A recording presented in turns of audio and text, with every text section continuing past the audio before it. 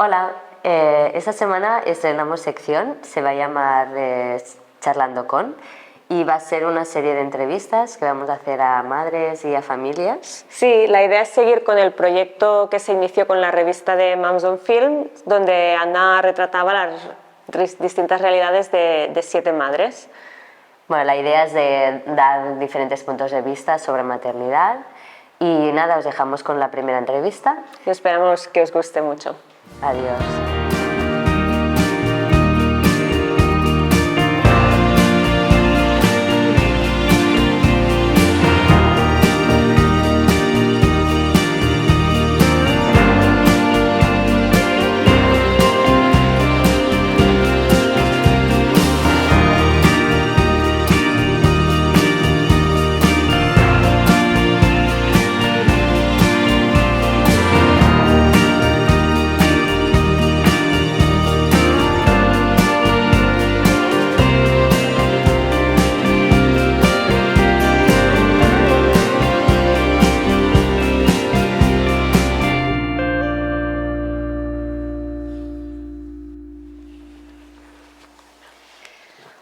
Bueno, hoy empezamos la charla con Inés. Inés y yo nos conocimos hace unos 10 años trabajando en Oisho y hoy estamos aquí para contar su historia y primero de todo queremos que te hagas una mini presentación. Muy bien, pues me llamo Inés, tengo 36 años y como ha dicho Ana, pues nos conocimos hace 10 trabajando en Oisho, trabajo en el sector de moda, en la parte digital. Y nada, aquí estoy encantada de hacer esta entrevista con vosotras y pasar este rato. Igualmente. Queríamos que te describieras en 3 palabras. Es difícil, pero... Esto es difícil, sí. Pues creo que primera diría es una persona muy fuerte, leal, con la familia, amigos y... no sé, la tercera... No sé pensar. Pasa nada. La tercera. Me quedo con 2, va. Vale. Genial, me encanta. Inés, Mm. normalmente siempre empezamos con la misma pregunta y es ¿cuándo y cómo te convertiste en madre? ¿Cómo fue ese inicio? Muy bien, pues yo creo que me convertí en madre. Yo diría que el primer momento que sentí que ya era madre era la primera ecografía, que justo fue hace un año, el 16 de marzo, hizo un año.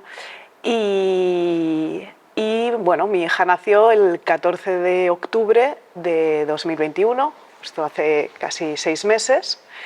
Y ese es el día que me convertí realmente en madre y también fue el día pues, que falleció mi hija, porque ella a las 38 semanas y media de embarazo se le paró el corazón y bueno, pues ahí empezó todo. Bueno, eso es lo que ha convertido tu maternidad en una vivencia única. Hay un extracto de un texto que escribiste que nos gustó mucho, bueno, nos emocionó mucho y quería leerlo. Claro. Dijiste lo siguiente: a veces toca parir muerte en vez de vida y debes hacerlo porque no hay otra opción.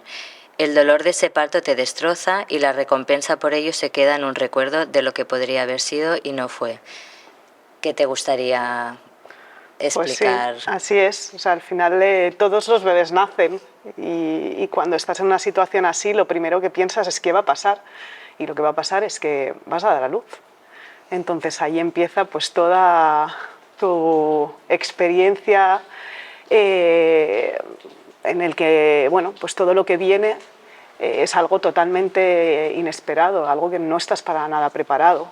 Es un momento pues muy, muy difícil. Y no sé. Sí. Sí.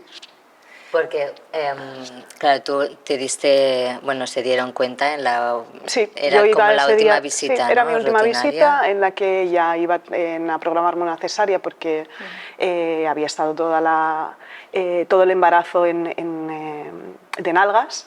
Habían intentado hacer una maniobra que es muy común y que tiene bastante éxito, pero no funcionó, entonces tenía que tener esta cesárea y en esa ecografía pues se dieron cuenta que no había latido. Entonces pues así, tuve que dar a luz, tuve una cesárea por la posición que tenía y bueno, pues a partir de ahí la verdad es que tuve un acompañamiento excepcional en el hospital, era un personal que estaba totalmente preparado, con protocolos.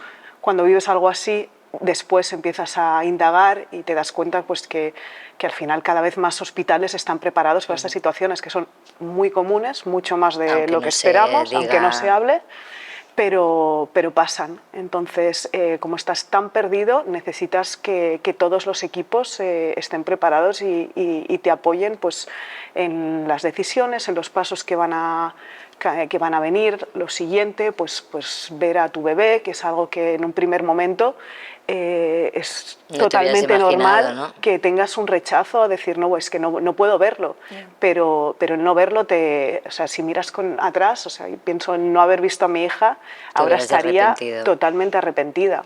Entonces, este apoyo que tienes de los médicos, en el que pues, esto, te acompañan para que estés con ella, con él, el poder hacer fotos, pues todo esto es apoyo 100% suyo. Claro, y comentas este acompañamiento que tuviste en el hospital. ¿Crees que, aparte de esto que comentas que ya está mejorando, hay algo que debería cambiar para poder ayudar o acompañar de mejor manera a las familias que pierden a sus bebés? Sí, a ver, con el tiempo y pues, la experiencia que tenemos de hablar pues, sobre terapia que hemos hecho tanto mi pareja como yo, o terapia conjunta en asociaciones, te das cuenta que todavía quedan muchos hospitales que no tienen estos protocolos y que no ayudan a los padres a tomar la decisión de ver al bebé, o incluso pues, tienen un trato complicado. Al final la pérdida perinatal no es solo en las semanas que nos pasó a nosotros, es un embarazo que empieza en las, o sea, en las 20 y pico semanas, creo. Entonces, ya es un bebé, o sea, es que necesitas tener este apoyo y es un parto y todo un proceso que si no tienes a un personal que te ayude, la experiencia y sobre todo el duelo que tú vas a transitar, va a ser muy duro, porque te quedas estancado en esta mala experiencia. Entonces, por una parte, sí que tiene que mejorar y que todo sea un protocolo común para todos los hospitales. Y luego sí que van haciendo, yo he ido viendo en asociaciones, por ejemplo, que ayudan a centros, tienen unas cunas que le llaman cunas abrazo, que son unas cunas en las que mantienen al bebé pues, a una temperatura. Si tú en ese momento pues, has tenido una cesárea como yo, o incluso has tenido un parto en el que has sido, pues tardas más en recuperarte y no tienes el momento de estar con tu bebé, pues de esta manera puedes pasar un rato porque están en estas cunas especiales. Entonces esto, por ejemplo, cada vez más es algo que en Inglaterra es como está súper estandarizado, en países nórdicos también, pero aquí no es normal y entonces empiezan ahora a tener este tipo de cunas en los hospitales. Vale. Qué fuerte, no sabía que existían. Bueno, no sé, yo hablando así contigo, creo que, ya lo hablamos en su momento, hay el tabú, ¿no?, alrededor de la muerte perinatal y nos gustaría saber cómo lo has vivido tú en tu entorno, de amistades, familiar, incluso trabajo y bueno, y eso. Sí, o sea, hay un tabú alrededor de la muerte en general. Sí, tal cual. Lo que pasa con la muerte perinatal o la muerte de un bebé también es que recibes comentarios que son muy duros, que jamás se te ocurriría decir a una persona que ha perdido a su padre, o su madre o su abuelo, ya tendrás otro. Yeah. Y esto es lo más habitual. Cuando pierdes a tu hijo, ya te dicen, bueno, y vendrá otro, pero es que nadie va a sustituir, ha sido tu hija, tu hijo. También incluso comentarios de, al menos no le has cogido cariño, como si fuera... Sí, como si fuera un animal. Heavy, ¿no? Entonces, por aquí hay una parte que la gente se siente en la necesidad de decir algo y a veces es muchísimo mejor el silencio, o sea, no decir nada, que sepan que estás ahí y ya está. Incluso que te digan, es una mierda lo que te ha pasado. O sea, lo siento muchísimo, es una mierda, pero ya está. Un comentario. Sí, se queda y ya está. Sí. Y luego yo he tenido muchísima suerte con el apoyo de la familia, de nuestras familias, amigos, porque al final pues, está presente, hablamos, o sea, mi hija no está aquí físicamente, pero es mi hija, o sea, tenemos una foto, la tiene la familia, y aunque hayan pasado 6 meses, seguimos hablando y no es un tema tabú entre nosotros, pero sí es cierto que con otro tipo de, no sé, otras personas conocidas, les da miedo preguntar. Entonces, a veces tú tienes ganas de hablar de tu hijo. Si alguien está embarazado o tiene, pues, no sé, el otro día hablaba con una compañera de trabajo y me decía que tenía problemas en las piernas de retención. Entonces yo le hablaba de, ostras, pues yo pasé el año pasado horrible en el embarazo. Pero parece que no están cómodos cuando tú hablas de lo que te ha pasado. Entonces, yo he tenido un embarazo perfecto. Exacto. O sea, el desenlace pues, ha sido horrible, pero no por eso mi experiencia la tengo que ocultar. Exacto. Entonces, el poder hablar con normalidad, yo creo que esto debería mucho mejorar entre nosotros. Sí, ya es difícil de hablar de la muerte de un padre o de una madre, que ya es como algo más normal, ¿no? Porque es como ley de vida, que se mueran antes que nosotros, pero ostras, que se muera un hijo es algo muy duro y entiendo que que es difícil preguntar a veces cómo estás o que es difícil dar un apoyo sin saber, bueno, sin no cagarla, ¿no? Y sin decir cosas que puedan sentar mal o, como decías tú, pues chorradas que es como, vale, cállate. Totalmente, no, no digas y nada. el que tengas un mal día y te preguntan y al final, pues, oye, yo hace 2 semanas, pues, el día que hubiese cumplido 5 meses tuve un mal día en la oficina y me preguntó una compañera y le dije, pues mira, estoy mal por esto y estuvimos hablando y es normal, no pasa nada. Entonces, si no quisiera hablarlo, pues no lo diría, pero si me preguntas, si te lo cuento, pues una cierta normalidad, ¿no? Igual que dirías, pues oye, si tu familiar está enfermo, pues lo mismo. Pero incomoda, a veces incomoda. Sí, se tiene que normalizar la muerte en general y creo que tendría, no sé, es tema de cultura, ¿no? Y que al igual también al hacerlo menos tabú ayudaría a las personas, a las mujeres que pasan por una experiencia así, ¿no? Que es como saber que esto ocurre, saber que a lo mejor cuando algo es tan tabú te puedes sentir muy aislada, ¿no? Como la única persona no ¿Te has sentido aislada? No me he sentido aislada. Es cierto que yo creo que aquí hay una labor súper importante, que es lo que comentas. Obviamente, por una parte, que los profesionales sepan y tengan unos protocolos para este tipo de situaciones, pero también es súper importante que las madres y padres que hemos pasado por esta situación demos visibilidad, porque al final es lo que más ayudará. O sea, y cuando ya estaba en la habitación y como asumí procesé lo que había pasado, la primera persona a la que escribí, la primera persona a la que llamé es una amiga que habíamos ido al colegio juntas, que hacía, ¿qué película tienes en Instagram? Vais hablando, pero tampoco hacía mucho que no nos veíamos. La había visto con su niña cuando nada, tenía pues yo creo que 6 o 8 meses, pero ya hacía mucho que no hablábamos.